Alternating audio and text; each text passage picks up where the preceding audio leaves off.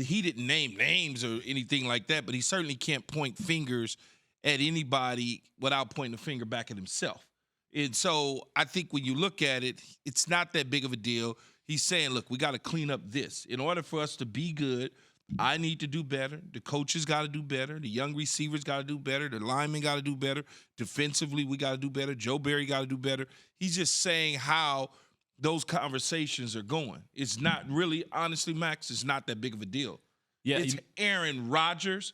So it becomes, oh, my God, oh, my God, oh, my God. You know, I have, like, most people relate to it. You think you're in traffic, right? Mm-hmm. And you're sitting in traffic and you're looking, man, if that dude would just pay attention, the light turned, or, you know, go around that car. But there's so many people on the road, the odds are, and you included, someone's not going to be paying attention for a second. It won't be efficient, and now you're back in traffic, right?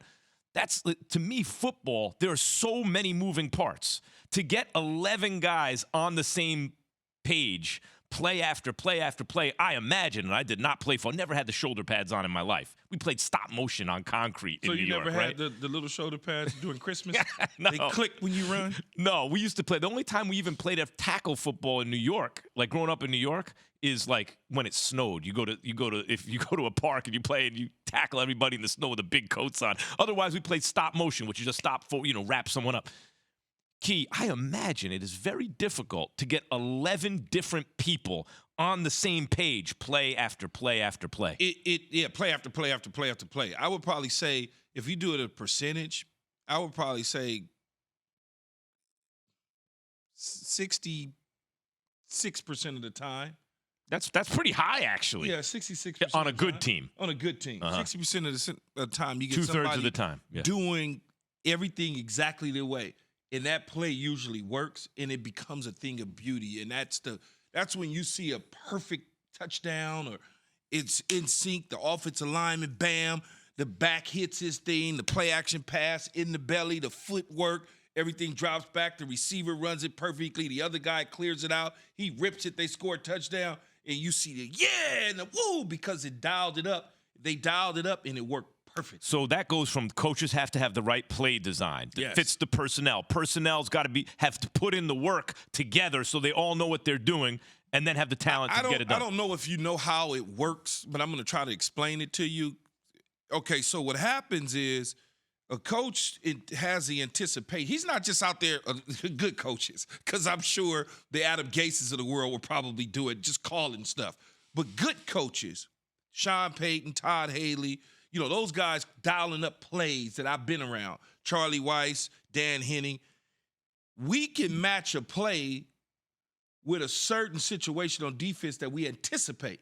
We already know it's 3rd and 6 on the plus 35, which means on our sideline going in.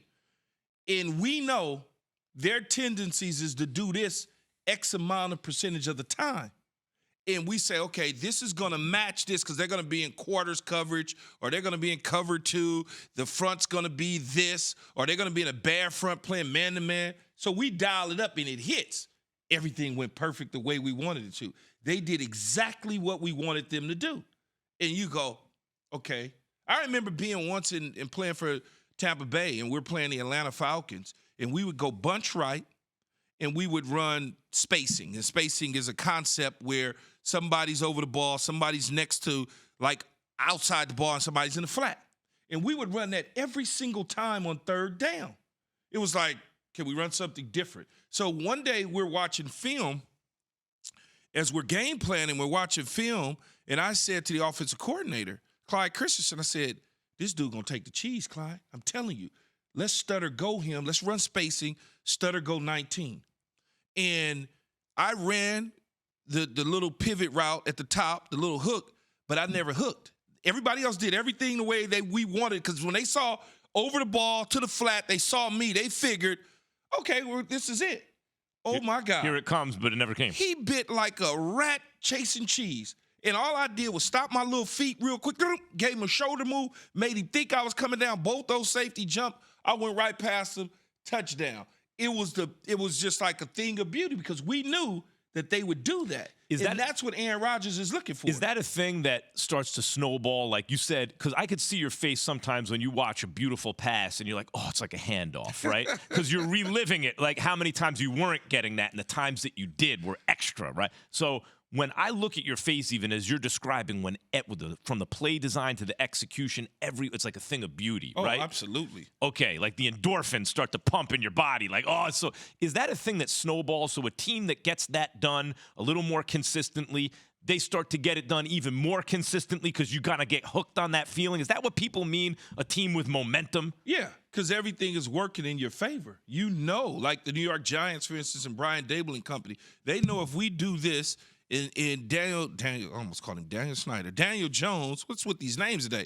Daniel Jones on a naked bootleg. They know if they do a certain action, that defense is going to flow one way and he can go the other. But everything has to align a certain way. With Aaron Rodgers and Green Bay Packers, what they're trying to do is they're trying to get to that point. Right. In the past, when they were 13-3 and they were cooking and he was the MVP, everything was at that point because Devontae Adams was there. There was no teaching and learning. Everything was just smooth. Now, they'll eventually get there. They will. I mean, that's just the reality of it, unless they got just a bunch of dum-dums, and I don't think that's the case. That's why a great quarterback, part of the job is to lead people in that direction, right? And that's probably why the great ones are always in the playoffs. Aaron Rodgers, Tom Brady, Patrick Mahomes. Thanks for watching ESPN on YouTube. For live streaming sports and premium content, subscribe to ESPN+.